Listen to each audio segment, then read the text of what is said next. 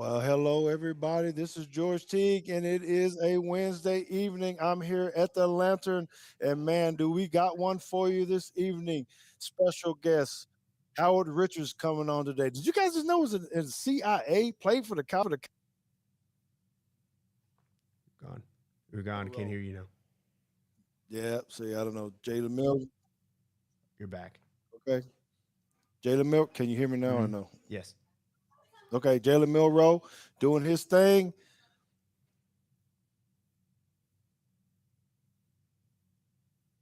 Sorry, I see my thing going in and out. LSU loses. Florida loses. Man, there's so much to talk about in the SEC, but we got to talk about prime time too. Is he what he doing? Is it good for college football? Either way, we're going to be doing that. We're going to be on this board back here too, talking on some football, drawing up plays in the second half of the show. So make sure you stay with us. So we are going to kick off this show right now.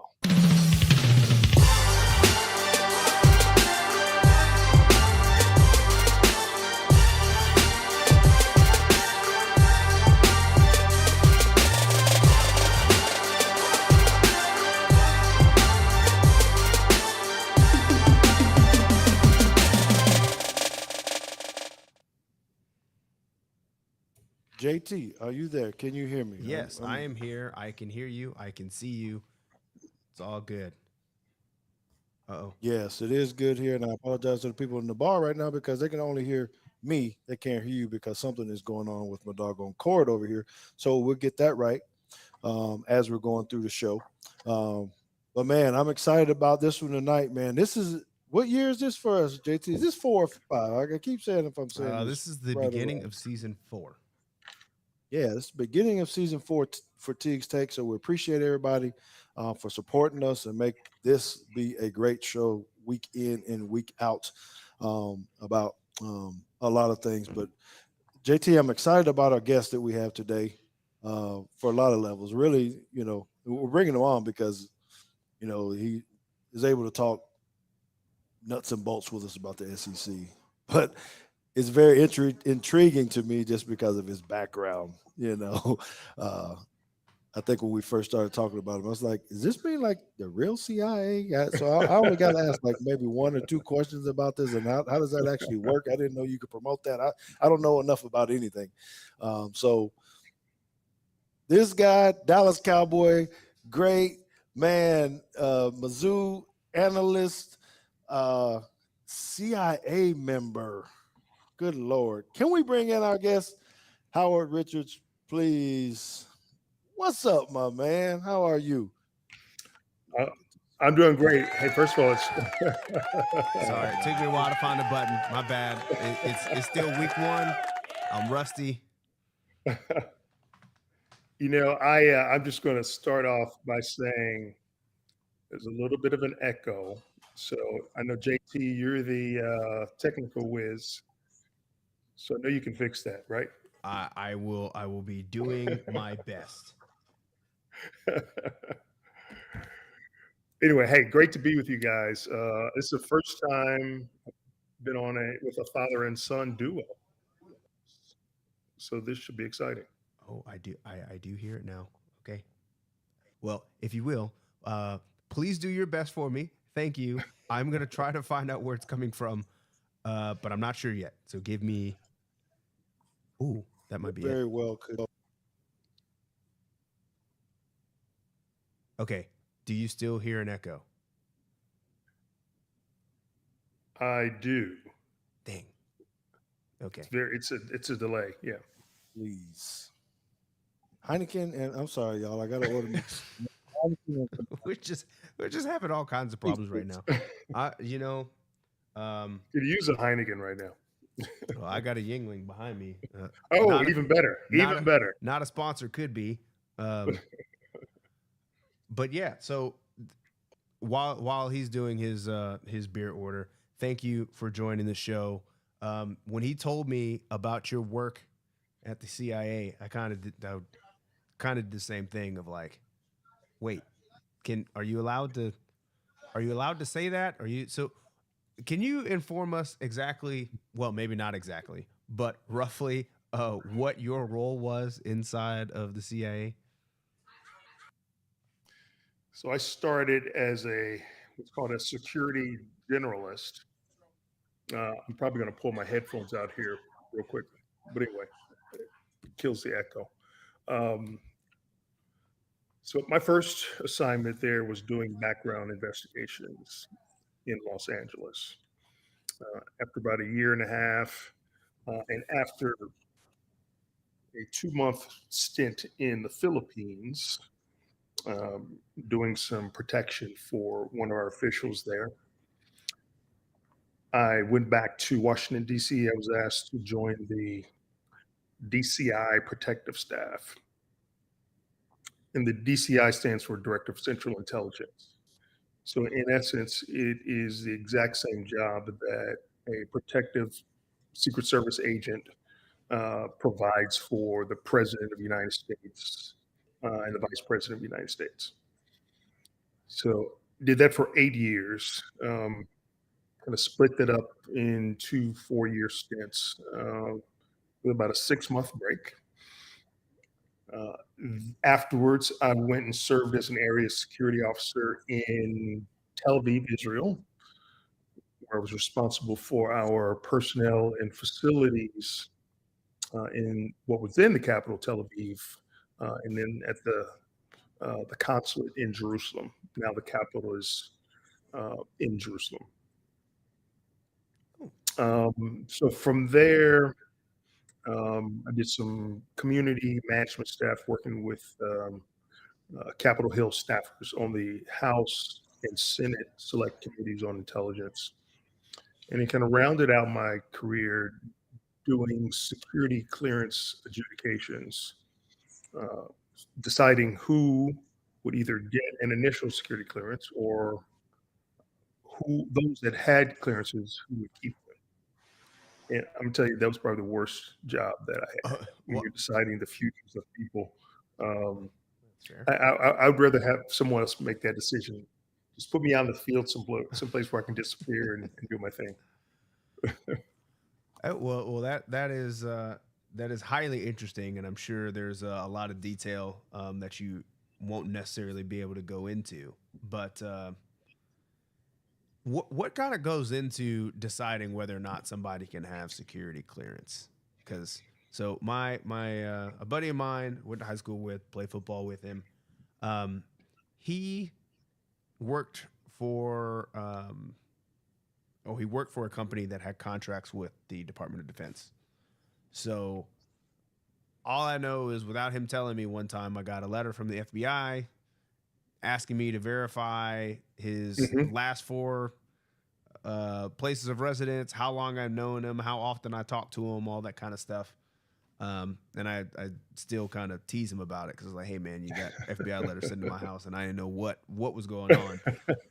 But I have to imagine it's more than just a background check and them saying, yeah, you are who you say you are. There's got to be some more. There's got to be a little bit more that goes into it. Well, the background check is one tool, and what they're trying to determine is your suitability to handle classified information. Are you trustworthy? Are you one that is prone to selling secrets? Or are you one that can keep secrets?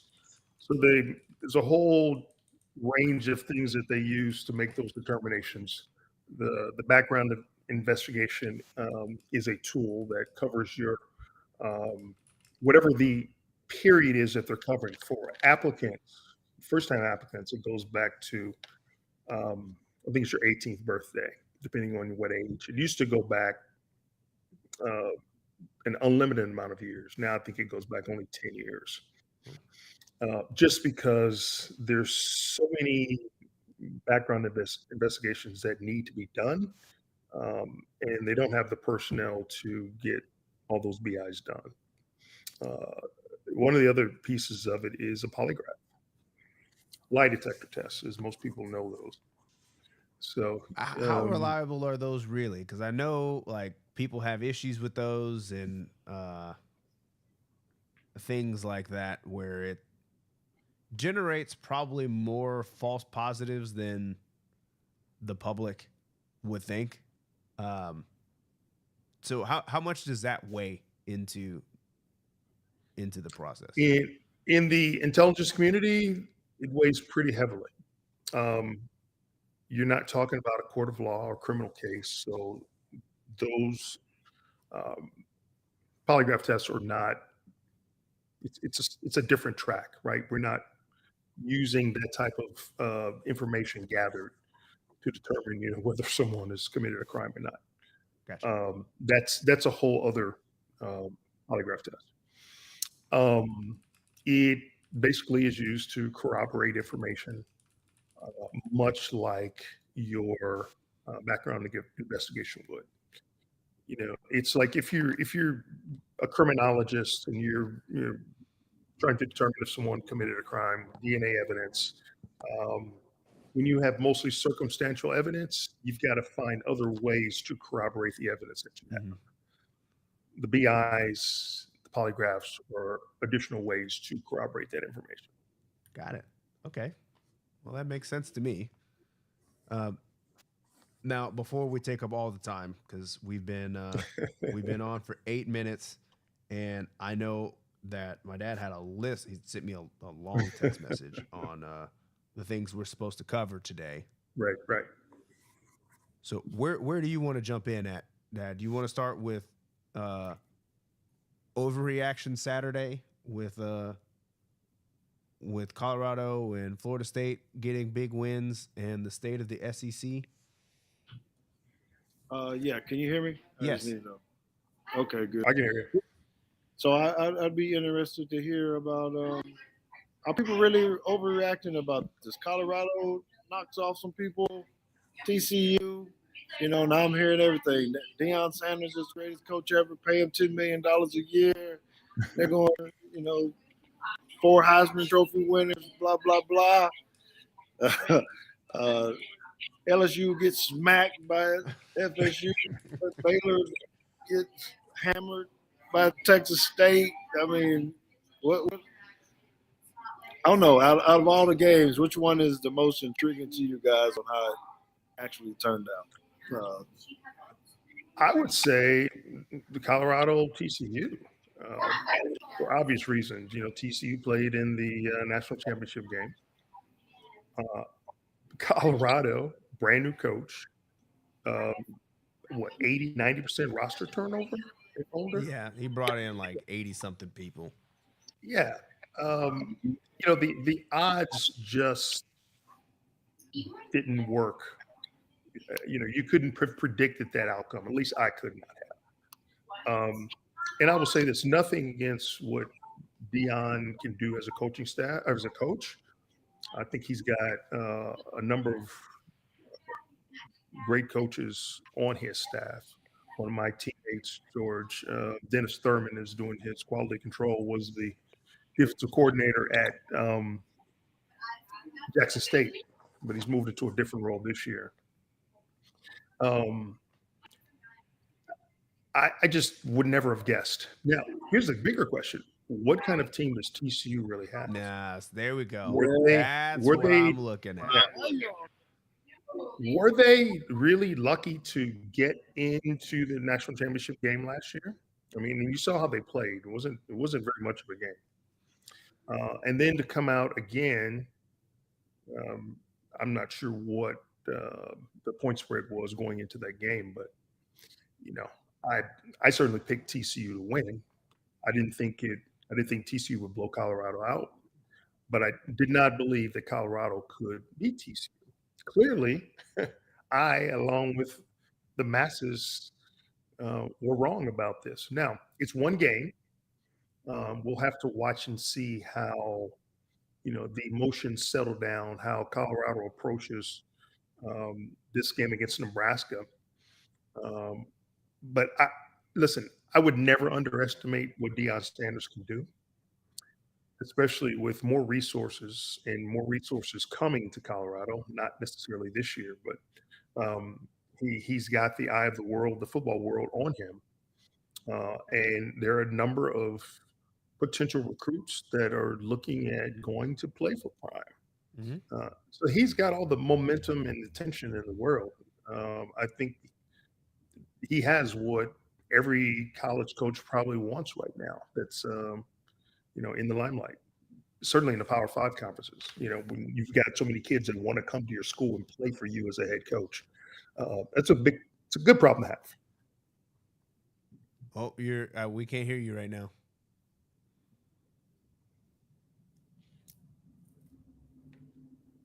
No, we have lost the host. Well, until he comes back, then I guess I'll say my piece on There you go. on TCU Colorado. No, I'm with you. I did not think that I didn't think that Colorado was going to win the game. I thought that they could keep it close. But I definitely did not think that it was going to be a shootout. That it was. Colorado needed 2 massive turnovers in order to preserve that win. So for me, looking back on what I said about TCU last year, of yes, they are a team that keeps finding ways to win football games. And it's hard to walk that line of like, I'm not going to say that TCU didn't deserve to be in the national in the national championship, because they made it to the playoffs and they beat a very good Michigan team. Yes, they did. But that team, I thought, was greater than the sum of its parts. I didn't think that what they had in talent really made it seem. It didn't seem like, if you watching any one of their games, just pick one that was not the Michigan game, I would say you would watch that team, you say they're a very good football team, but they are not a top 2 team in the country. And just to add to that, when was the last time you saw a Big 12 team in the championship? It's been a long time. It's been a long time. And playing against the top team in the best conference in football. I think right there is reason to believe that maybe TCU and the Big 12 could be overmatched in games like that. That's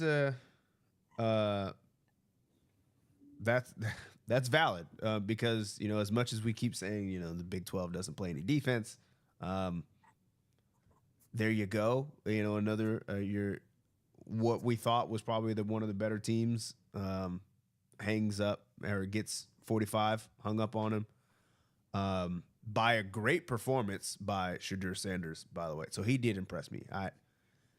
I would have never thought that he was going to throw for 500 yards and 4 touchdowns. 510 yards, 4 touchdown passes, completed passes to, I'm not sure how many players caught balls from him, but 4 of those receivers each went over 100 yards receiving. First time in history. So not only did they win convincingly, but they set all these records. I mean, how long has Colorado been playing football? I mean, I played against Colorado 4 years in the Big 8, right? And they've had some good players. What's the kid that played for the Steelers that played for Colorado, quarterback? I should know this. I was just looking at this. I should know this, but was a great player in Colorado. Was a good player in the NFL. He never accomplished anything like that. So is it an anomaly? I guess we'll just have to wait and see. Yeah. But it certainly has created a tremendous amount of buzz. I mean, they're still talking about this 4 days later, 3 days later. Yeah, and I mean, and they should beat Nebraska. Nebraska, they should. To me, is still not a good football team at all. Yeah, they should. So I'll be very disappointed if Colorado finds a way to keep that close. I don't know if by some way Colorado ends up losing to Nebraska. Like I don't know what to think about any of these teams anymore because I wasn't particularly high on TCU. I didn't think they Yeah. would lose to Colorado, but I am definitely like Nebraska is not a good football team. From what I saw, Colorado should beat them, but if they don't, it'll be a whole ordeal there. I thought that Colorado won one game last year.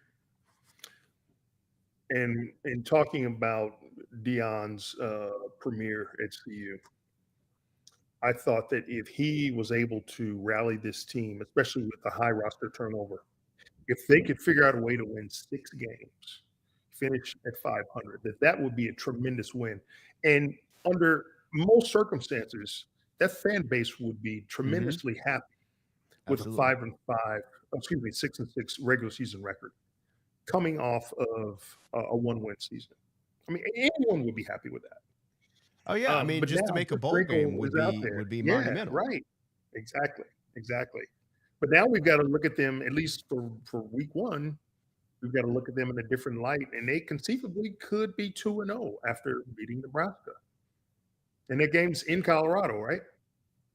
Yes, it is at home. It is the home opener at Colorado. They should have that place should be packed. It should be a super hostile environment for Nebraska. Guys should be juiced up to get their first win. You got a definite. You got a great quarterback. You got a guy that is doing the Desmond Howard better than Desmond Howard. They might have to rename some trophy after him after a decade or so. I don't know, but being able to play 119 snaps on both sides of the ball, or combined, playing both sides of the ball at this level, is somewhat ridiculous. That's things that if they're doing that in high school, you're like, this is the greatest guy ever. This is the greatest player ever. And now that he's able to do it, at first it was, yeah, he's doing it in the SWAC, but now to be doing it in a Power 5 conference. Oh, I hear stuff now. He's back. Would you like to chime in? Maybe he can't hear us. I'm gonna say he can't I hear don't us. think he has his headset on either. We can hear him though, so thumbs up. But he's not looking at me. But yeah, it. I wonder though, long term, if Deion is able to.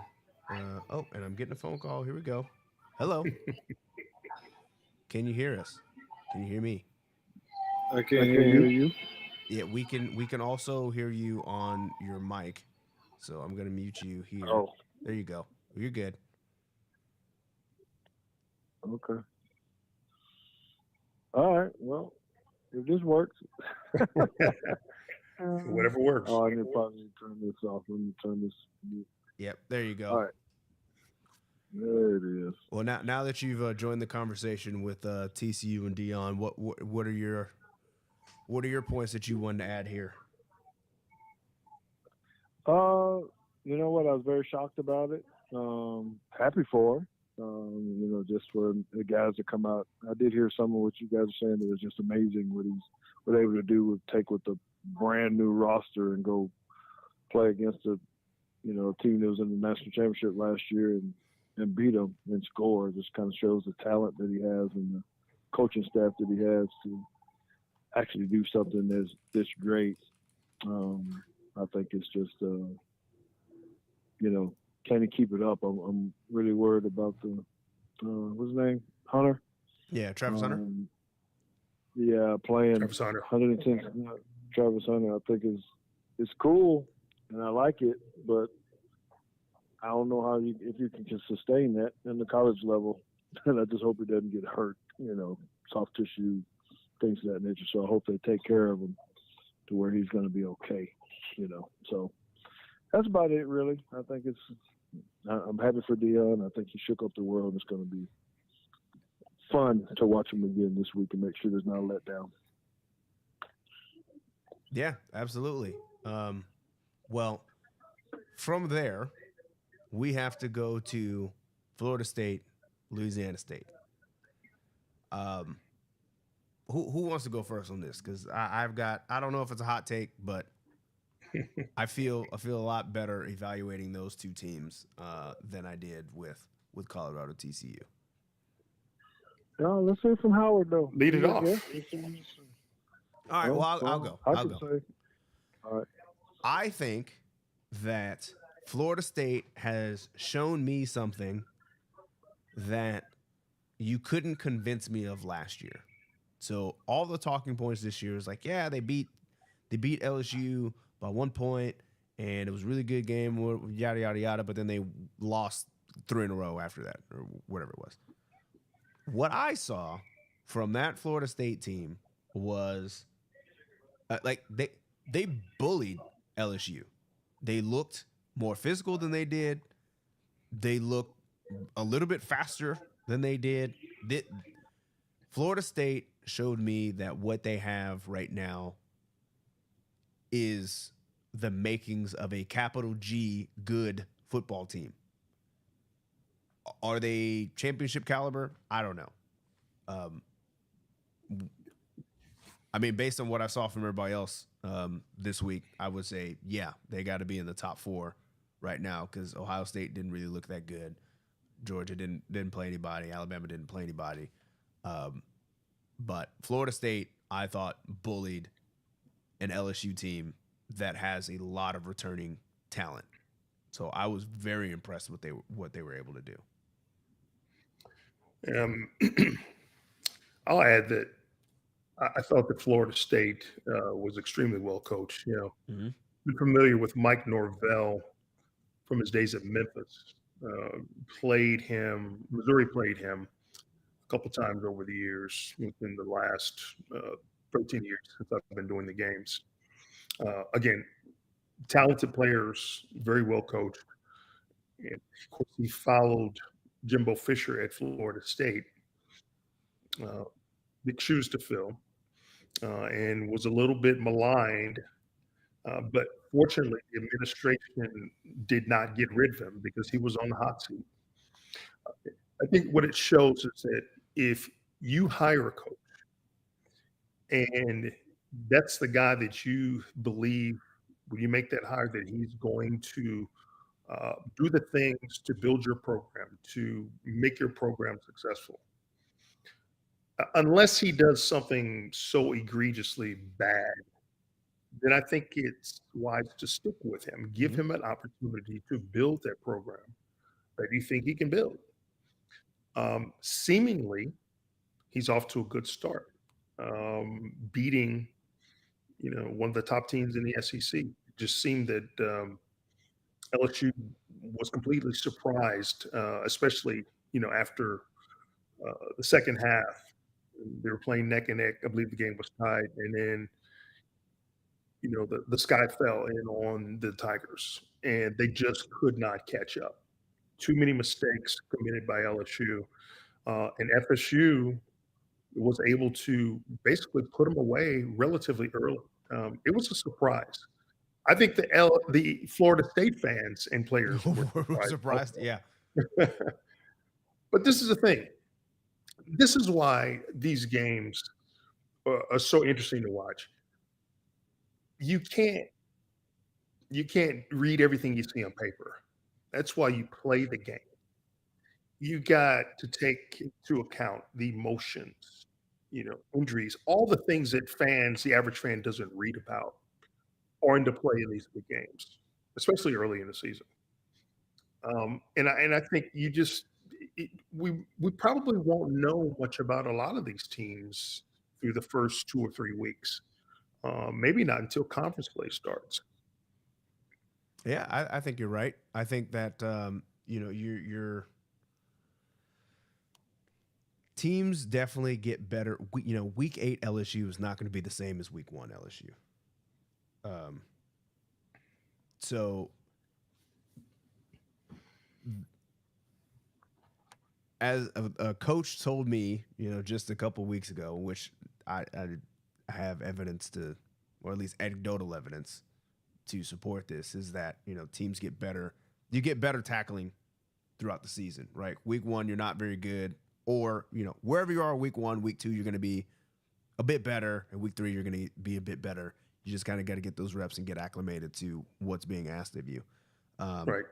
So I think when it comes to something, a team like LSU, they started at this level, and Florida State was already at a higher level of competition or competition preparedness than LSU was. Oh, you got a bit of an echo over there now. You might have turned me down a little bit. That being said, like you said, LSU week 5. I don't even know. I don't know who they play next. I don't know if they go to Arkansas or whatever. But week 5 LSU may look like a much better team, and this might be Florida State's highest moment. That they might. This might have been the game they got up for because it was a big team win for sure. Yes, huge win for them, and you could almost say that it probably knocked LSU's contention for the playoff, especially with such an early win. Now, if they were to win out, that's a completely different story. But in a game that matters, you want to be able to win these types of games. Now, it's not like losing to an FCS team, of course. Yes. Florida State is a reputable program. But still, I think it completely took everyone by surprise. I know Brian Kelly made some comments about how badly they were going to beat Florida State, and yeah, he likes to do that kind of stuff. Players read bulletin board material. Why would you give your opponent additional information or ammunition? I should say. Yeah. It just doesn't make sense. I'm not sure, especially when a team like Florida State is going to. I mean, LSU scored 24 points in a ball game. Florida State scored 21 points in the fourth quarter. That was they were there to prove something. It wasn't just we're up. Let's get out of here and take our victory. No, they wanted to show the world that they were for real, and I think they did. I mean that got them for the AP poll. That jumped them up to 4, and put LSU down to 14. So, kudos to Mike Norvell. Kudos to the Florida State administration for not being like Auburn and just trying to get rid of their coach because they had one bad year or whatever. So I'm glad that they were able to accomplish that, and I'm not terribly disappointed that LSU lost. I mean, that's fine with me. Well, Missouri plays LSU in week 5 in Columbia, Missouri. So it's definitely going to be a big game for the Missouri Tigers versus the Bayou Tigers. Yeah. Well, I mean, you guys gave Georgia a run for their money last year. So the only team that challenged Georgia. Yes. The only team that challenged Georgia. Dad, you got any thoughts on the LSU Florida State game? Can you hear me now? Yes. So I did work some things here. See, I'm learning a little bit of technology while y'all doing this all kind of stuff because I did realize I could put y'all on Bluetooth here so people could hear you, but then you couldn't hear me. So now they can't hear any of us. But anyway, after watching some of that game, I think it's kind of the same feeling that I feel like Howard had with TCU. Well, how good really is LSU? Because FSU put a big physical whooping on those guys. Although I didn't watch every snap, I did see how they were playing, and they just seemed like they were ready to go. So I'm not overreacting about it. FSU, just seeing how good they really are. When you watch Duke beat up on Clemson the way they did too, it's just like week 1 was just kind of crazy. So. Hey, well, you gonna have to call your boy and figure out. Like I understand what he's trying to do with the transfer portal, or lack of using the transfer portal, but that might be that doesn't seem like the hill to die on if you want to continue to be a head coach at a major program like that. Well, you seen his face, and you know, I just Dabo is my boy, and trust me, I thought about texting him right afterwards, but No, I didn't know what to say. I'm supposed to say. I don't know if I'm supposed to say I'm sorry or hang in there or what. You'll get it next time. Yeah, I'll just. Georgie, you and Dabo play together at Bama? Dude, I used to jam Dabo up, man, in practice. He couldn't get off the line, brother. Yes, he was on our team, and we're close, and I do get a chance to talk to him from time to time. He does text or call, and always invited me out to come to a game, so it's pretty cool to, you know, still have that friendship with him, and you know, he allows a lot of his friends to come out and watch some games. So I haven't taken him up on it yet, but me and Consuelo have talked about it, and we will soon. So, okay, I know we're running him on a lot of time. What was it? We had one more thing before we get to this chalk talk, I think. Milroe. I want to hear his take on what he thought about Milroe and the hype on that.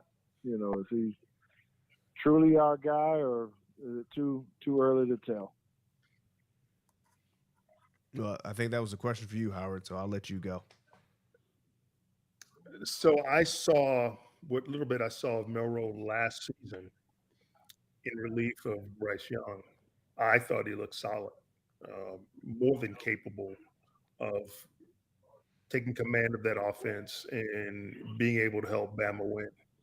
And that's the thing, when you're recruiting for depth, you want the type of player that's going to be able to step in and not miss a beat, especially at the quarterback position.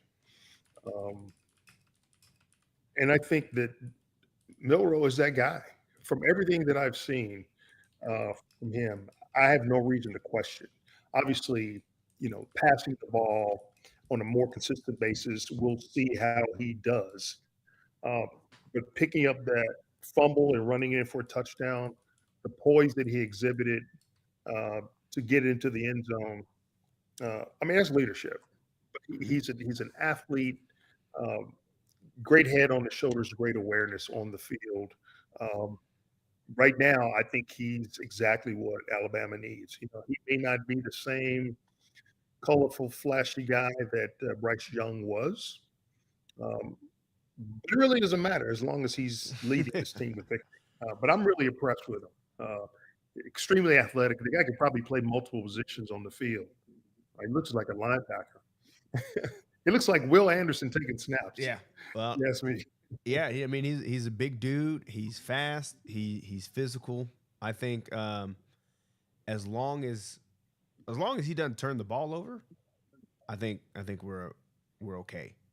I think that's kind of priority number one is don't turn the ball over. He gave me a finger there. I'm not sure if he was wanting me to wait or what, but oh well, I can hear you.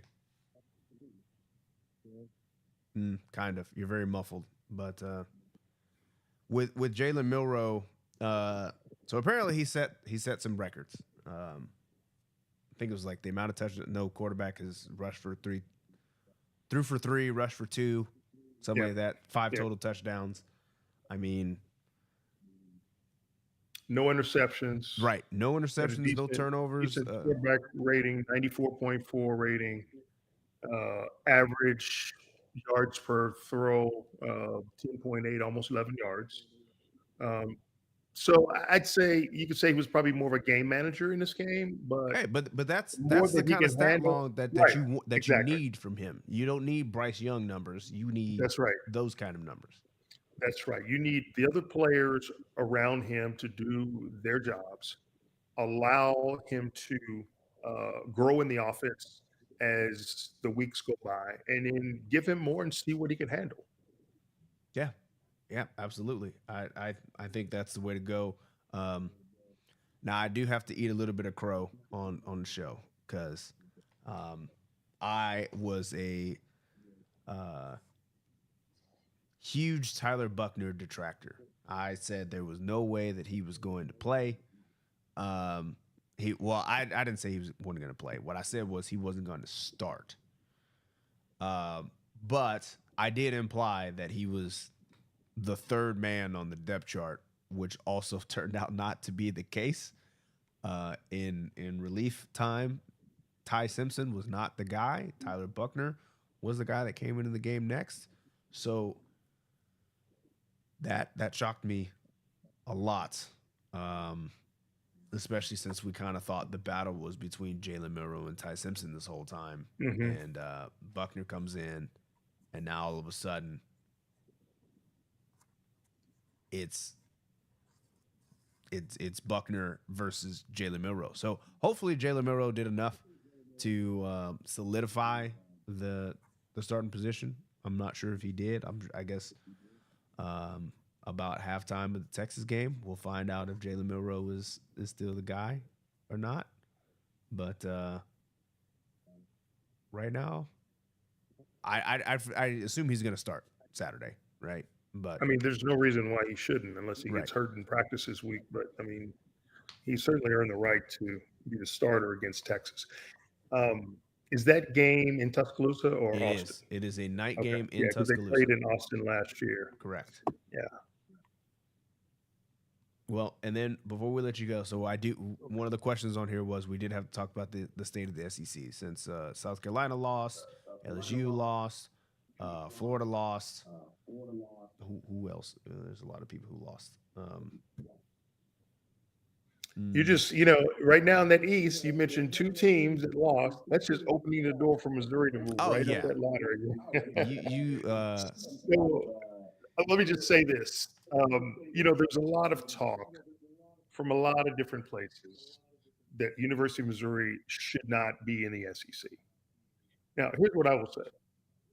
In Missouri's second and third seasons in the SEC, going back to 2013 and 2014, what did Missouri do? Won the East, beat Georgia in Athens, and took care of all the teams that it needed to do. Now, got to two championship games and kind of laid an egg. But they got there. How many teams that are in the SEC now, much longer than Missouri, have never played in an SEC championship? There's a few. Well, since Missouri joined, Tennessee has not won the East. South Carolina has not won the East. Vanderbilt, they don't ever win the East. Florida did win the East because they were 1 year. Yes, they won 1 year, Yeah. maybe 2. But then A&M has not been to a championship game. Arkansas has not been to the championship game. Right. Neither of the Mississippi schools have been in the championship game. And Missouri has, if you just go back to the last 3 games, Missouri, I believe, has won at least 2 out of 3 from A&M, going back to the Big 12. I forgot about Kentucky. Kentucky also has not won the East. Yeah. Now, Kentucky's had our number of late. The games have been very close and some controversial plays that have played out. But that's a game that Missouri will certainly look forward to because of the geographic proximity between the two schools, but also because they've been very close in the standings, over the last 10 to 12 years. Well, all right. All right. Oh, there you are. Can y'all hear me or no? Yes. Can you hear me or no? Yes. Well, look at that. Good Lord. I can hear you. Very faint, but I can hear you. Only took 45 minutes for me to try to figure this thing out, but whatever. Okay. But I've enjoyed listening to you guys because you guys are so insightful. It's kind of cool to see two light-skinned brothers just go at it. And talk a whole lot Okay, of football. look, I'm not that light skinned. Let's not. Don't do that. Just because you dark as Ace of Spade don't mean that we light.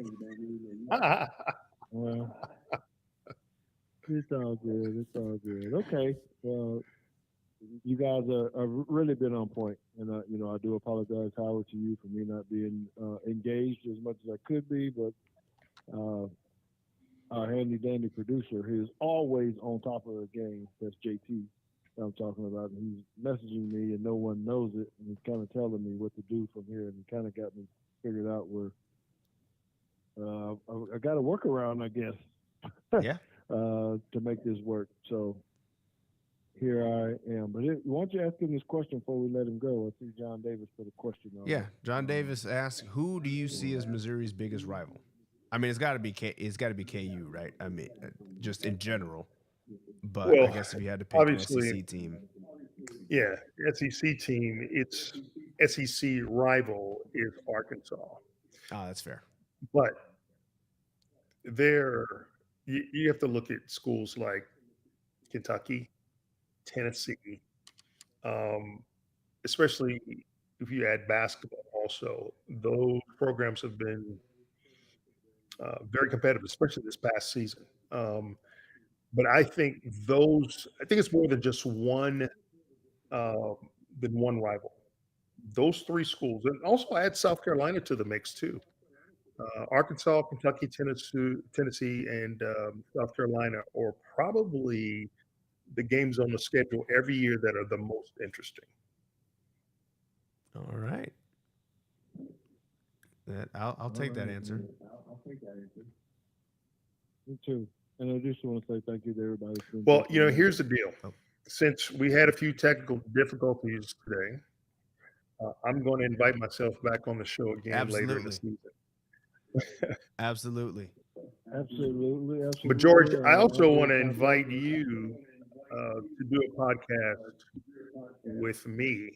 I do a podcast with Mike Claiborne, who's a longtime friend of mine. He's one of the St. Louis Baseball Cardinals play-by-play announcers. So we do a segment called Huddle Up with Howard, and we record on Thursdays. If you're available tomorrow, I know it's short notice, but would like to get you on for about 15 to 30 minutes. What time? If not, we'll get you the following week. Usually probably between 2 and 3 o'clock. I'll text you later on once I know the time. But don't feel obligated on short notice. Okay, no, if it works, I'd love to jump on. I appreciate the invite. Well, just make sure you send me the time, and I'll see what my schedule looks like in the middle of the day. Because I'd love to be on with you guys too, and I'm thanking you for your time as well. It's meant a lot to us, so I really do appreciate it. Fantastic. It's been a pleasure, guys. Look forward to doing it again, and let's keep in touch. Okay. Hi, thank you. All right, thank you. All right, thank you. So, okay. All right, man, that's awesome to have him on and be a part of this. And again, I apologize for my stuff here. I apologize to the people at the bar for not being able to hear everything, but just getting the reason that JT do need to go buy a new computer and just use this thing for something else, Yes, I would agree. That I mean, at least we can rule out some of the problems that we seem to continuously have. Well, season 4, man. Might as well go ahead and do it. Go ahead and upgrade and figure it all out. But okay, I want to get. And I know we went long, and I know a lot of people want to see us on this chalkboard and get some things done. So, do you want to do the film review first before you get on the chalkboard, so we have some context of what we're going to be talking about?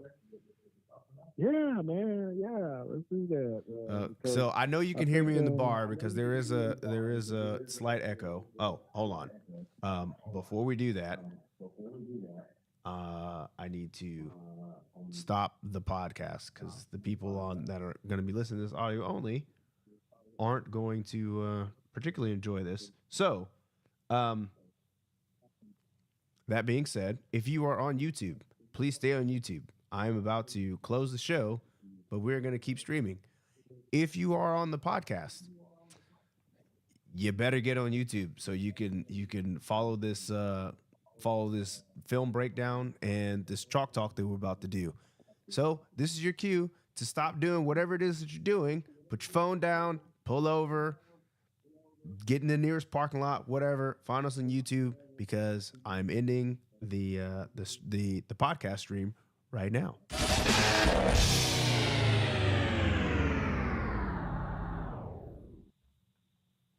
All right, now that that's out of the way, the bar. If you are listening to me and you are in the bar, you should also take my advice and pull out your phone and find us on YouTube because I'm about to be showing some clips from the Alabama game that we're going to talk about. And if you aren't able to see that, it may make a little less sense to you. So I'm going to jump into. Here we go. Look at that. We got film going. And so what we have up first is your 12 personnel. So if you want to go ahead and talk about that and how well that might be for Alabama, then now would be the time to do so.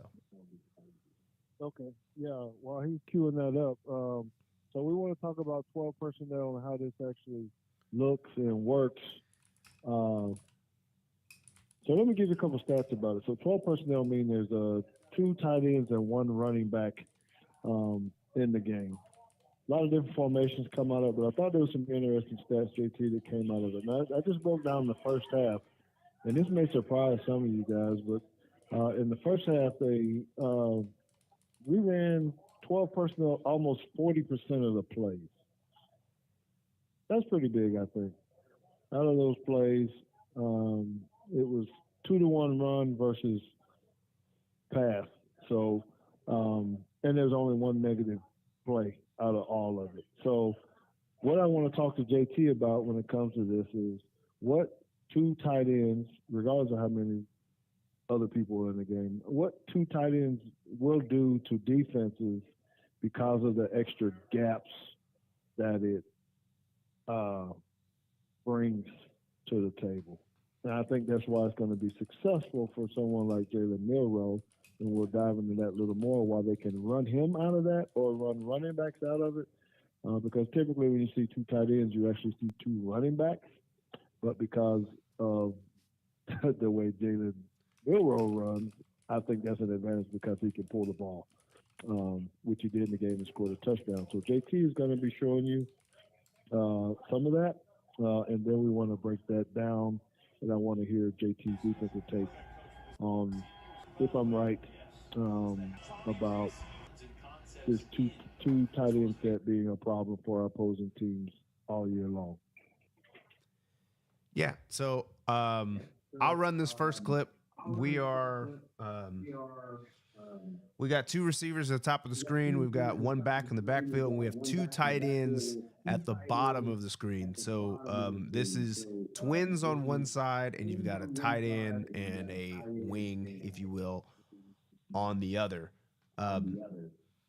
Why I think this 2 tight ends is always a problem, because you have a situation where now you have extra gaps, right? You usually only have 4 down linemen. Now they put 6 out there. You've created an A gap or you've created an extra D gap somewhere. And on this side, you've actually created a D gap and an E gap, which is hard to defend. You typically need to bring somebody else into the box, whether that be another linebacker or another safety. So what I'm going to actually do is I'm going to roll this clip a little bit. Keep talking. I just got to refresh because I can't see that. Oh, okay. And I actually want to get to the end zone copy here. So what we're looking at is we have a shade, a nose. Well, actually, he's in a 2-eye, and we have a wide 5 to our left, and we have a linebacker inside of this gap. So you can see, you actually can't see my pointer. You can't see my cursor, but we have a guy that is responsible for A gap. We have a linebacker responsible for B gap, and then we have a defensive end that's responsible for C gap. And then going the other direction, we have a middle linebacker who's responsible for strong side A gap. We have another defensive tackle who's in strong side B. We have a linebacker in strong side C, and then we have a defensive end in strong side D. But there's still an extra gap outside of number 84, which is Amari Niblack, which is going to have to be taken care of by a safety. Now, as we roll this, you say, okay, defender, we're all good. We've got our +1, but now you've got run action at you, which is going to free some folks. And we got to pull, and now we have one-on-one, and Jalen Milroe is just faster than these two guys out here. So this is the thing that's most problematic when it comes to defending the this 12 personnel here. So I think we've got something up on the whiteboard. So I'm going to switch over so that we can see that a bit better. Here we go. Is that too much light on? No, we're good. You can see it. It's all good. Okay, yeah. So as JT was saying here, and the problem is this is the tight end, so I don't know if we need to put that in here. These both are tight ends. Yeah. So the other thing that you might want to add though is the way that they played this. They actually pulled the corner over. Over here. The corner that you have, yes, they put him over the slot. There you go. So they're short. They're definitely short a guy. Yep. Over here. Right. Because I think he went out. He went out like this. Mm-hmm. He pulled him out there. Then there's a down block. All action going this way. Quarterback takes it, goes out this way. So what JT was saying, I think, is absolutely right, because this guy's got a flow. For him to hold back, it's kind of that's not going to happen, right? But I think JT, as you saw as well, I think you did a tremendous job of explaining it all. I think what I need people to understand also is that the formation could look different with the same people, which you even got in your high school game where they have the tight ends opposite each other. Yeah, and I actually think that this is more problematic.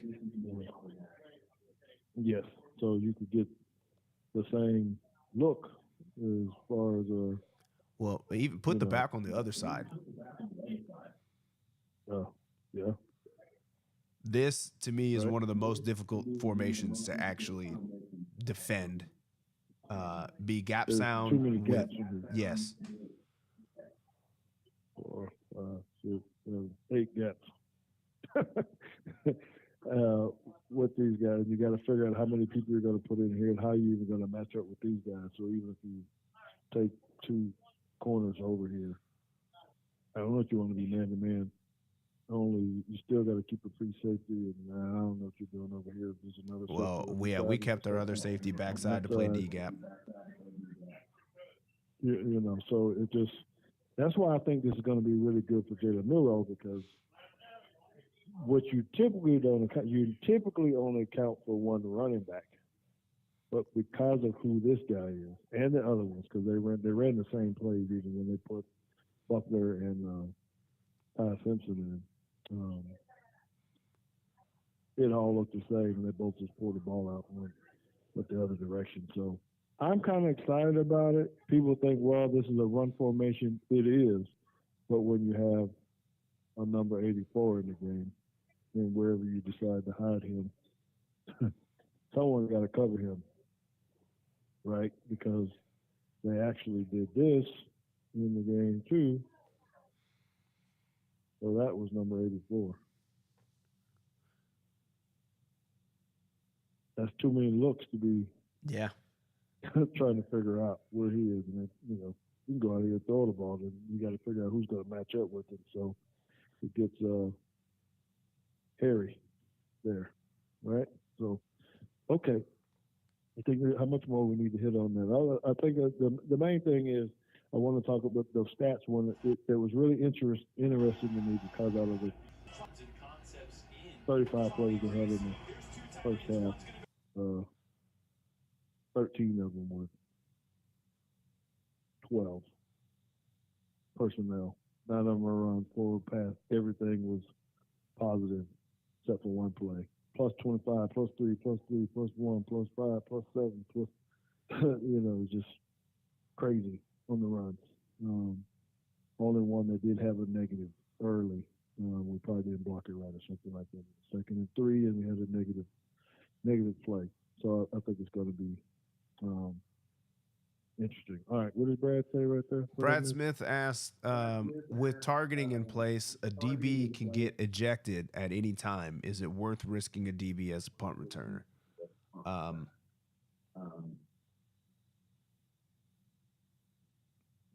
One is your best guy. Yeah, so there was a couple of things that were going through my head that just short circuited for me. Yes, I'm sure Coach Saban would say we're putting the best 11 on the field. I don't care what position he plays. If he's that dynamic of a returner, yes. The other thing I thought of is if he's the punt returner, he shouldn't be getting targeting calls called on him. So at the very least, like if the DB gets ejected, what you've lost is the collateral damage is the punt returner now. Not, you lose a guy on punt, you don't get ejected on punt return and then lose a guy on defense. Does that make sense? That's right. And I would even go a step further with Nick Saban always tries to find extra value to get a guy drafted even higher. So if you're a good DB and you can return punts and you can return kicks, is that and factor that, that's his selling point, I think, of saying, hey, you just don't have to be stuck out here. I am going to give you a chance to shine, in other ways to help your draft ability. For sure. John Davis has made me think of when Jamison Williams got ejected in the 2021 Auburn game when he was on punt coverage. I mean, that happens, but he's the fastest dude on the team. He's got to be a gunner. That's the way it works. Yeah, I wouldn't necessarily be afraid because, one, the value that you can create. We'll get to defense here in just a second. But I think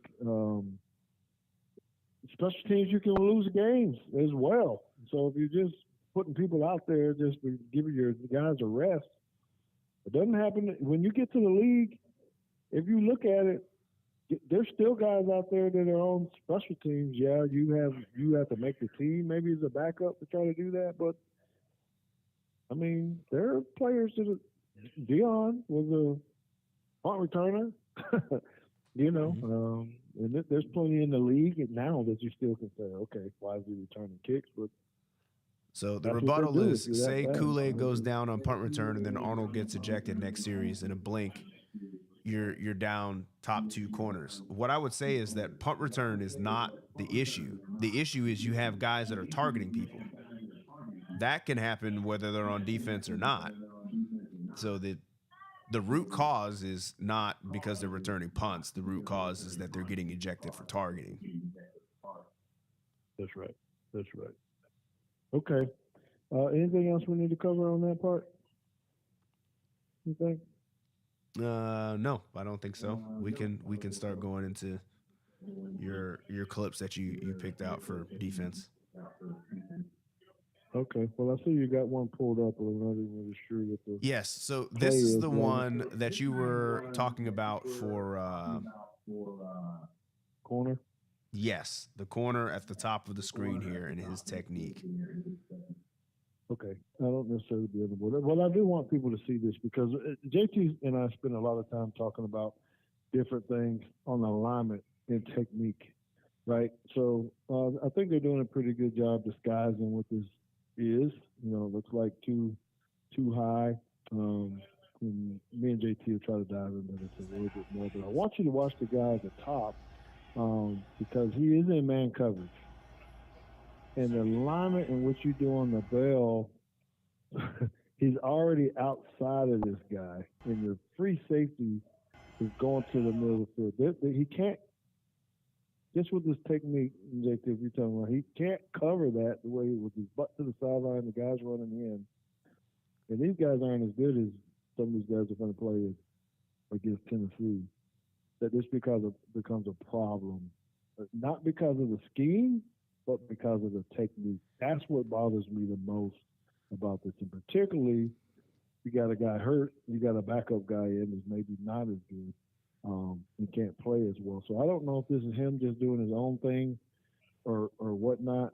But in my mind, I think what the cornerback is doing up top is wrong. You can roll it, then you can talk about it a little bit more and give me your feedback as well. Okay, so I've looked at this clip a bit, and I'm trying not to roll it all at one time, just so there's a chance that YouTube doesn't make me take this down. Over the off season, I studied a lot of quarters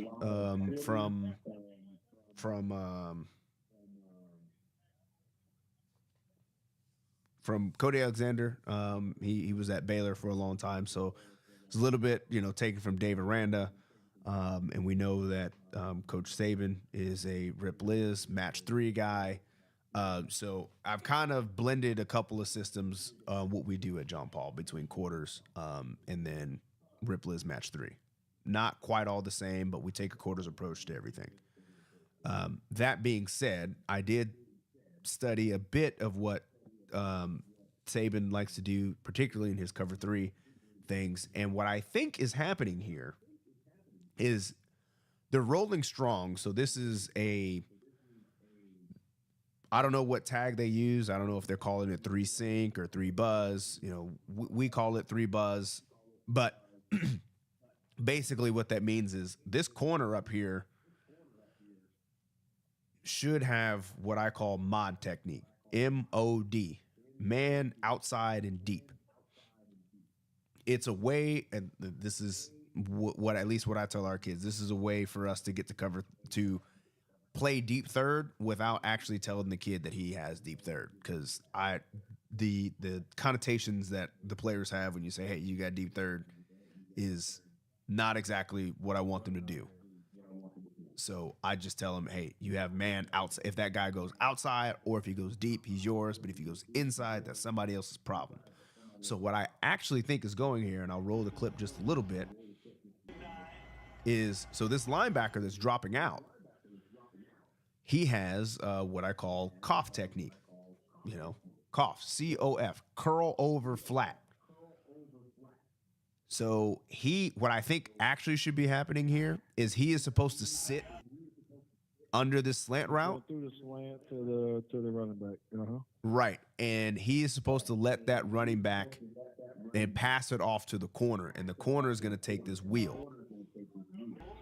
But he ran past the slant. Look at him. He went straight to the guy. Right. So I'm thinking that this linebacker is the guy that's actually wrong here. Number 30 going the wrong direction, you mean? Or I think he's supposed to sit. Okay. I don't think he should be. I don't think he should be running past to get out to the back. I think he's supposed to sit here. And once the roll comes up, corner to take. Yes, and the corner is supposed to fall off, and I think that's why you're seeing the corner play the technique that he does. Because even though this is, as far as like backpedaling versus shuffling, I don't like that they shuffle here, but we can get into that later. But if he's gonna shuffle, this is shuffle, and then I think he sees this dude is now undressed, and he's coming down to get it late, but he's really supposed to stay out here for this wheel route. Then whoever, I don't know what that number is, but this backer here is look at what the backer does. Look at what the other backer does, though, JT. I'm 100% on board with you. It just makes me. Which one? Who you talking about? You talking about the one that's blitzing here? No, the backer on the hash mark. Oh, yes. He's completely turning his back.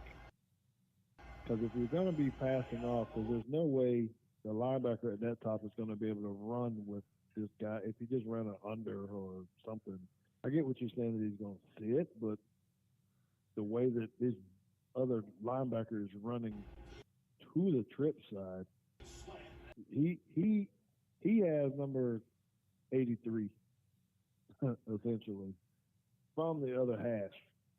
The way they're playing this, Malachi, I think this Malachi is walling off.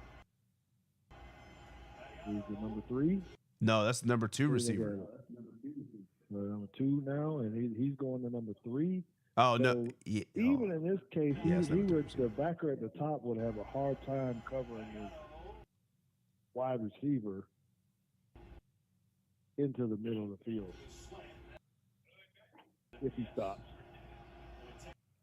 And to me, that's problematic.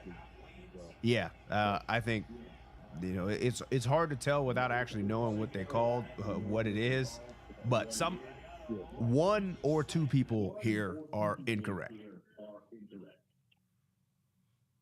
Okay. Yeah, I'm good with that. Okay, so that's all. I just wanted to hit on the technique up there, and I think we talked about that a lot. So this play right here that we're showing on the board, this ends up being quads, as we said. It's trips left, and then.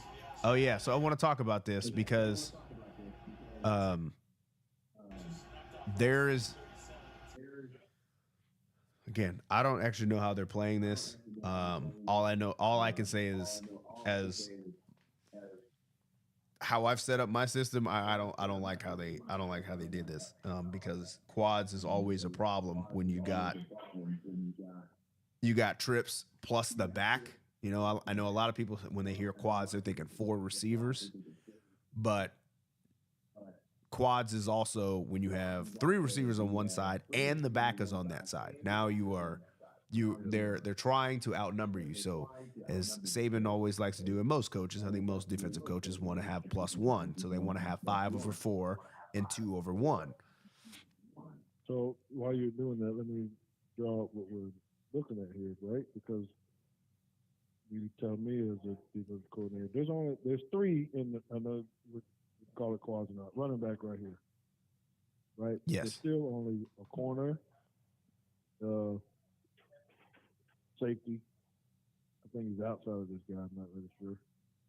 Another safety that's deep, and this backer, he's kind of far inside,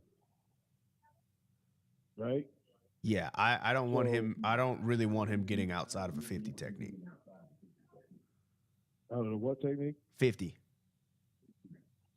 Okay, so and then when this guy comes out here like this, now, I mean, you're expecting this guy to make the play, so they're going to get blocked. Yeah. Well, as I say, in my case, what we do on defense, I do not expect that dude to make the play. Right. So this guy, he doesn't have to come all the way out here, but he needs to move a little bit, right? At least with the motion. Mm-hmm. I don't know. So, now we did a really good job running to the ball and some other plays and all this kind of stuff. These are just the things, the matchups that I think you start to see. Better teams that you're going to see a lot of this. So they're just getting the ball out here quick, right? So go back and show that again if you can. Yeah. Pauser. Gotta find the play again. Here it is. So this is the thing that confuses me the most. And this is kind of just where like the ignorance is of like, I don't really understand what they're trying to do. But I kind of think it's going to get him in trouble later. This is what I see. So notice at the beginning of the clip, right? We've got 4 down. We got 4 down, even though this guy's really an outside linebacker, right? And we've got 2 linebackers. And then as the motion happens, he drops out, and then we're bringing pressure from the backside. So now he becomes a defensive end. So I think where we start getting confused, because at least this is the way that I would teach our defense is, let's just say it's a 2x2 set and the back is to whatever side. Let's say the back is set strong. I tell the linebacker, hey, you need to give a push alert to the nickel, which would be Malachi in this case. Say, hey, if that back comes out, we have to push the coverage over. right? You're not only concerned about number 2 because number 2 is probably going to come inside, and then the running back is now your new number 2, all that good stuff. Push, push, push. So now when we get to, I'm going to freeze it here. Now that we're in quads, I expect 2 push alerts. A push alert from the backside backer saying push, push, push, because we might have to push 2 people over now, especially if that backer releases outside like he did. But I'm not sure that they can do something like that because they have a outside linebacker / defensive end that just drops into coverage now. And as we said before, he's your other pusher. He's got to come all the way to number 2. right. And as we said before, now you get this backer, this other backer, is looking at number 65 pull, and he's like, hey, if it's draw here and they're gonna pull, that's now my responsibility, which is either misalignment or poor alignment, because regardless, right? You have a backer that used to be playing A to B gap, and now he's got D gap because he's the guy that's coming off the edge, and the only guy that's going to be there for backside B gap is the safety standing at 12 yards or this other linebacker who's in quite literally in the middle of the field.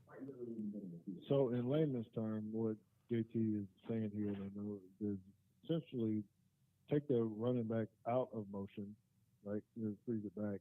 So if they actually ran the ball to the other side with this play, that backer to the bottom side that's in the middle of the field still would need to tackle the running back if he broke through the line at any point, because there's only as it sits right now, this picture, it's only going to be $500. they're okay against the run. Now, I don't like that Caleb Downs is so far off of number 3. I think that's a problem. He's 15 yards back. Yeah, he's forever away. If I was like Ole Miss or somebody, I would just smoke this dude and just throw it right to him right now and say, hey, just pick up these 5 yards. Like, that dude, he's not going to get there that fast. But once they motion the back, as a offensive coordinator, I'm like, look at how much space you have backside, because everybody's standing over here. Everybody's at the bottom of the screen, and we can block this up top, and you have a linebacker who's responsible for that. But I think that maybe this is one of the ones that Coach Saban was saying this was a problem, or one of the formations that confused them. And I don't know what all their rules are, but this simple motion right here, I think, discombobulated the entire defense on what their rules were supposed to be. Well, if you're lined up like that, I still think Malachi, he still has the outside alignment on number 2. And I don't know, we talked about this, a little bit. Well, I can get on the board and show you what coverage what they're actually running at this point, and then I know you're saying they're playing cover 2 basically down here at the bottom. Yeah, so there's a receiver that Kool-Aid is standing over that he's supposed to just take man to man, and they're gonna play cover 2 over these 2 receivers, or read 2, not just a straight cover 2, read 2 over these guys. I don't know, but it's still where the linebacker is. They're asking the defensive end to get to the slot guy. Yeah, well, that's what I'm saying. This is asking the defensive end to get to the slot guy, and that's no problem. I mean, even they could raise up and throw it to him, run a little spot. They could run a bubble. Yeah, and if 8 wasn't, or whoever that slot receiver wasn't soft as cushions, maybe it's number 9, because he ain't want no parts of this. No, he's not going to block it. So I don't know. Those are little things that I think just come up in play. So now look at this alignment. This is the not similar because there's Well, this is it empty. is similar, but the running back is empty. So I'm looking at really more at the trip side on how they're lined up and where the Mhm. backer is. He's apex this time.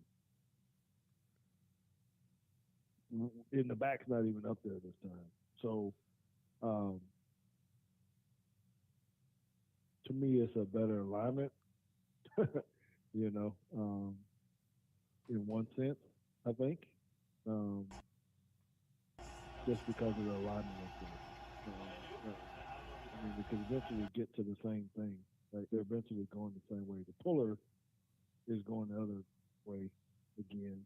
But we're in a better position now. There's 4 people up top over their 3. So they run a running back or the jet sweep. You got more people over there. It's pretty much dead in the water. But still, 100 yards. Enough. So here's another thing that I saw just from because I'm the safeties coach for us. So there's certain things that I teach to try to help us out with this. Because again, as I said, I don't like to walk my linebacker out this much. I like to bring my safety a little bit closer. But they got better athletes than we're dealing with at high school. So their rules are a little bit different. But I want to draw attention to Malachi. He's over the slot receiver here at the top of the screen. So we can tell where his eyes are by his face mask, right? So right now he's looking inside of the quarterback.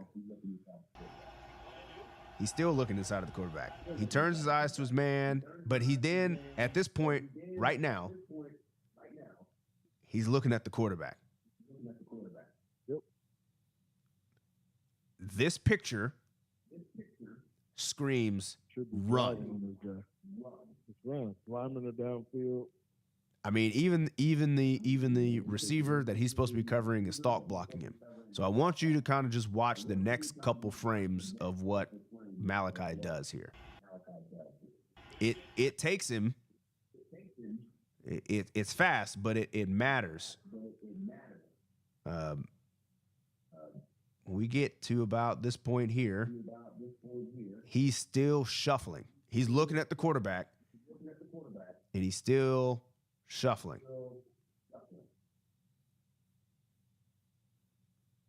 Yeah, we're way late. Someone should have been hauling run. Right. So what I do, at least 4 minutes every day, we do key reads, and a lot of guys, and I don't know, maybe they don't have the same key reads. A lot of guys or a lot of coaches tell their guys to, hey, look at the end man on the line of scrimmage and find out what he's doing to tell you run or pass. If you're looking at the end man on the line of scrimmage, that is run all the way. That's a down block. That should be screaming run to you. I teach our guys to look at the quarterback because at least at our level, it's like, look, that left tackle or right tackle is not going to be as polished as the quarterback is. The guy who has the most routine and the cleanest presentation of what the play is going to be the quarterback. So we have a couple rules. If quarterback is in gun, he catches the ball and it goes up to his chin, that is automatically pass. That quickly, it's pass. If ball is down, it's ball down, wait. If it stays down, it's run. If it's ball down, ball up, it's pass. I know that's a lot of words, but we get really good at it to where we see run action like this in this picture. We're still in our scooch technique. But this point right here, it is run. And I show this to my safeties every week. What we do, I just pick a couple of plays. It doesn't even matter what play it is. And I have them look at the timestamp. And I say, hey, look, within 0.6 seconds, the quarterback is going to tell you whether it's run or pass. Every time. And the fact that we're looking at the quarterback and we're still shuffling, trying to play pass coverage, I think is the thing that allows this play to get as many yards as he can. Because if he triggers on it, like Caleb Down does from way back there, And I still think he's even a little late. But the point is, the point that I'm trying to make is look at where Caleb Downs is. He's standing at the 30, which is 13 yards off right now. And Malachi Moore is 6 yards off. And Caleb Downs makes contact on the ball carrier before Malachi Moore does. And it's about a 7-yard difference between the two. Yeah. So, okay. Well, you guys see that, and again, there's a lot of that in JT, and that's why I'm not the sky is falling kind of guy, but when you're playing against Middle Tennessee, and okay, we gave up 200 yards of offense. We did score. They kind of had us on the ropes for a minute. It's kind of alarming to me a little bit. There's much talk, and when we played very physical, and did some things of that nature that was very, very good. But this right here, this could be our last play because I know we're. Yeah, it is our last play, actually, I think. This bothers me, man, because I know we've been talking about this for at least 2 years. Yeah, so this is where I want Marvin Constant to come back on and be, hey, see, look, Pete Golden wasn't the problem. It's just your damn linebackers don't want to cover the back. That's fine. So they start on actual quads. So let me I'm gonna preface this to you, okay, before you get there, because you're talking about Marvin, Pete Golden, and I don't want to talk about the mastermind, but it seems like because this keeps carrying over. Oh, well, that's what I said. What is he saying about this? Because it just seems like he's saying, hey, let him throw the damn ball to the running back because they ain't going to have enough patience to keep doing it, and keep doing it. But that ain't true for some people when they're looking at this because we're giving up a lot of plays out of the backfield, and we're going to be playing some dynamic running backs, and we can't afford to do something like this. So you need to take a look at this. You guys can. So they start up in quads. Yep, so they line up in quads. They motion back to just a regular trip set. Okay? So we already know that at this point, down at the bottom of your screen, the go-to for a Saban coach defense is to go to special or stubby. They usually like to play stubby, which is what we talked about before. They're just going to man up the outside receiver, and they're going to play cover two they're going to play two read over the inside two receivers. Now, on the backside, I don't necessarily know what they do on the backside, but how we run it is just, I tell it as simple as this. So Jalen Key is the safety back there. We make an Uno call. We're just going to man up that guy up top. And I tell the linebacker, hey, look, if that back goes out to your side, he's yours. That end of story. Because if the quarterback runs it, there should be another linebacker to help you out with this. They're losing a guy. Just JT, the way they're playing though, man. I hear you. I'm gonna let you finish your deal, but it just makes me think about what they were doing before. Because that their left guard pulls or the flow starts to the right, that backer at the top is going to start screaming to his left. Well, yeah, but I would. But we have, so I'll grant you that. Like there are ways. I'm not saying it's perfect because there are ways that we can attack that. So we can call. We don't have to make an Uno call. We can make a cloud call, and we can play two read over the two receivers on that side, which is now the second receiver is the running back. And I can have the corner come off on that, or we can shouldn't be giving all my secrets out on the show, but we can also invert responsibilities. I won't give the name of it, but we can invert the responsibilities so that the corner and the safety are going to switch positions, and I can put the safety down there on the running back, and he's not going to play that from 10 yards. He's going to have to walk up because that's a little ridiculous. So we can make that call to tell the linebacker, hey, you no longer have coverage responsibilities on that back. I want you to stay in here. But with this particular play, ball up, and you get pass set. So your options are draw or take the back. And I guess what I'm saying is by default, I would be telling like camp rules, you got the back. And then when people start hitting us with draw, then I have ways in the system to unlock my backer so that he doesn't have the back out of the backfield.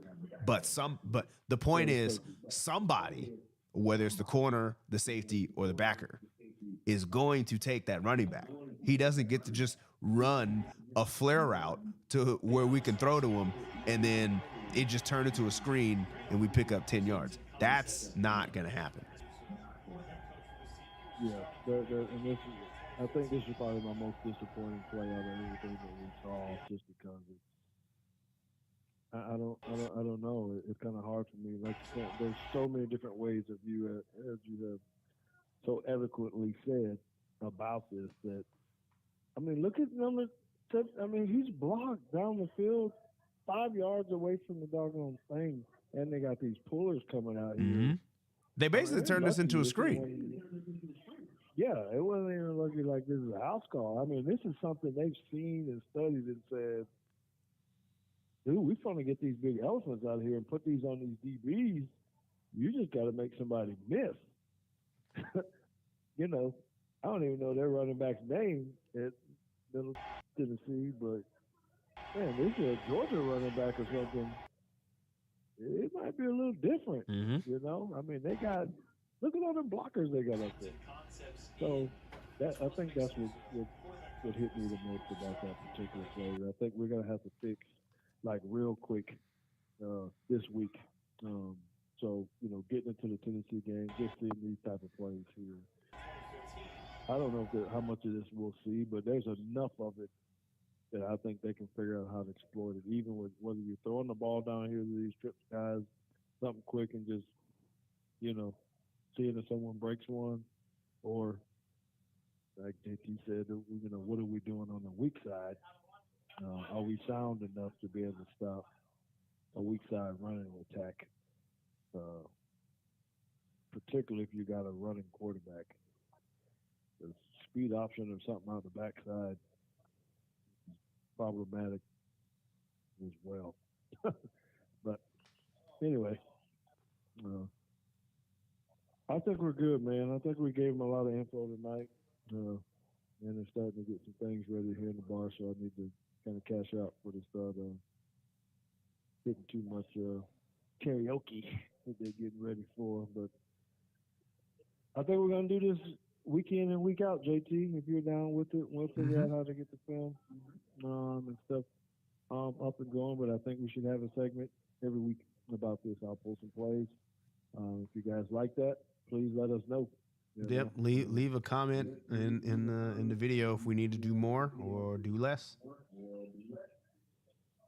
Because we can do this all day. We can talk some football. You know, we're gonna have guests on every single week.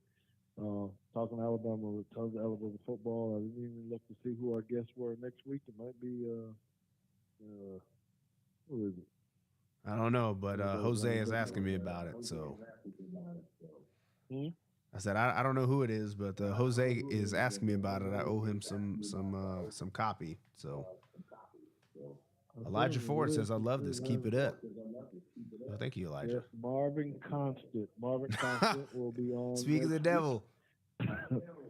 So he's going to be coming on. I picked him because we want to be able to switch up from week to week, have someone with the offensive mind. Bo Scarborough is going to be a regular on the show. We're going to have Ryan Fowler coming on. We're even going to have some other guests. Just talking a lot of football, inside football, Alabama football, particularly on that. And then we'll always try to keep this piece in there. So y'all spread the word for us and let them know what we're doing here on Teague Take. A lot of talk, analysis, and then let's really talk on the board. And I'll be picking that. Me and JT will pick the plays, but I'll probably spend most of the time trying to figure it out and give us something good like we did with Jalen Milroe, and maybe something we have a little bit of concern about. And there's probably going to be a lot of it this Tennessee game. which I'll be at. So last little piece, 2 things I need to say, JT, and then we're gonna call it a night. First of all, thank you to the Lantern, always hosting me out here. We're doing Alabama watch parties out here now, right? So there's going to be an Alabama watch party here for the Texas game this week. Make sure you get out here and come check it out. We had a big old party out here. I done ran John Andrew Freitag out because JT, you know, he always loses on Wednesday night, but then he tried to challenge me on Saturday in front of the alumni group. He lost again. He knocked the 8 ball in. Come on, so John. He don't want to come play me anymore. Yep.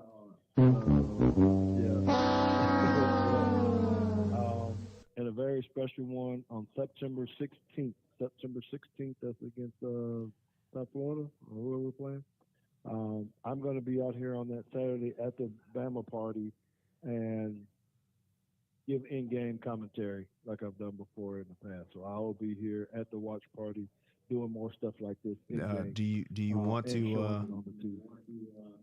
you want to reveal the exclusivity on that already, or we waiting? Yeah, that will be on Millions. I did send that to them. I don't know if they put it up. It is up. It is up. Okay, so we want to leave it only on Millions.co. We haven't talked a whole lot about that yet, but maybe we'll start sending out some things where you can find some exclusive content where you can watch in-game, basically a watch party where you can be at home, in the bar, wherever you're at, and get to hear from me, ask me questions, and JT as well, if he's available, depending on when his film sessions are and what he's doing with the grandkids. But we had a really good time with it last year, and we'll do it again that game. So 9/16, come out for the Alabama watch party. I'm sorry, 9/9 Texas game watch party. Come on out here. I won't be here. I'm going to be in Tuscaloosa watching the game. 9/16, I'll be here at the bar, shaking hands and talking about the game. All right. So thank you. And if you, for some reason, don't feel like watching Alabama Texas, I mean, we're playing on Bally Sports, I think, so you can find us. You can find some JP2 football at the Star at the same time. Yeah, that's right. I'll send you some text messages. I won't give it away. I'll just say, good play. Well, you're going to watch it like, ooh, you missed one. You missed something. I'll do something like that. Keep your phone buzzing on the sideline. But all right, man, it's been a long one tonight. We apologize for the length, but I think it was well worth it. Come on, man, give me my little outro music. Whatever you got right there, yeah, I forgot because I closed the show earlier today. Hold on. There we go. Oh, there it is. Yeah, so that means it's time for us to get up out of here. Hit the subscribe button, hit the bell. Make sure you tell all your friends about Teague Steak. And let them know we're going to be on every week, Wednesday, 8:15 Central Time, PM. See you next week. Deuces.